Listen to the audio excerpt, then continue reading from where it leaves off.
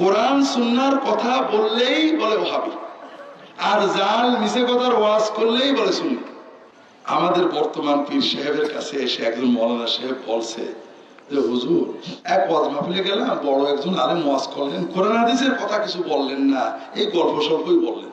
তা আমাদের পীর সাহেব বলছে যে মৌলানা সাহেব বলেন কি, কোরআন হাদিসের ওয়াজ তো ওহাবিরা করবে। কোরআন হাদিসের ওয়াজ কারা করে? ওহাবি। যদি কেউ শুধু কোরআন হাদিসের ওয়াজ করে বলবে ওহাবি, আছে না? এই জন্য হুজুর বলছে যে কোরআন হাদিসের ওয়াজ যারা করে তারা তো ওহাবি। আল্লাহর কোরআন ওহাবিরা নিয়ে গেছে, নবীর হাদিস ওহাবিরা নিয়ে গেছে। এই জন্য আমরা আমাদের কিতাব বানাই নিছি, গল্পের কিতাব তাজকিরাতুল আউলিয়া। ওহাবিরা আমাদের কেবলাটা দখল করে নিয়েছে, এই জন্য আমরা এখন ঘরে ঘরে কেবলা কাবা বানাই নিছি, আছে না? কথা বুঝেছেন তো? ঘরে ঘরে কেবলা কাবা নেই, বিশ্বের কেবলা কাবা এখন।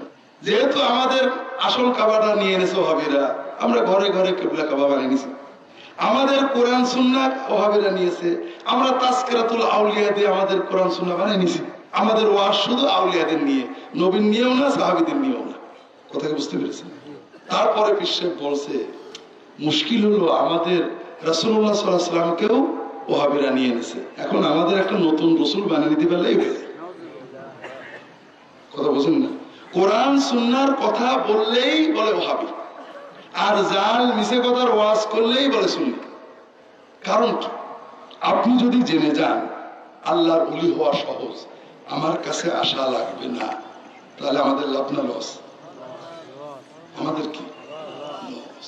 এই জন্য আমরা এমন গল্প বলি যেন আপনারা বোঝেন আল্লাহর ওলি হওয়া সহজ না।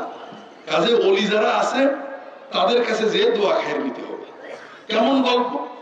ইব্রাহিম আদহামের গল্প শোনেননি? ওয়াইস কারনীর গল্প শোনেননি? ওয়াইস কারনী রাহমাতুল্লাহ আলাইহি কি করছিলেন? দাঁত ভেঙে ফেলছিলেন। রাসূলুল্লাহ সাল্লাল্লাহু আলাইহি ওয়াসাল্লামের দাঁত ওহদের যুদ্ধে শহীদ হয়েছে খবর পেয়ে উনি নিজের দাঁতগুলো, গল্প শুনেননি আপনারা? তিনি নবীর বড় আশেক ছিলেন, ঠিক না? সাহাবীরা কি দাঁত ভাঙছিলেন? তার মানে সাহাবীরা আশেক ছিলেন না। ওয়াজ কারণে সাহাবীদের চেয়েও বড় আশেক ছিলেন, ঠিক না? ভালো করে বোঝেন।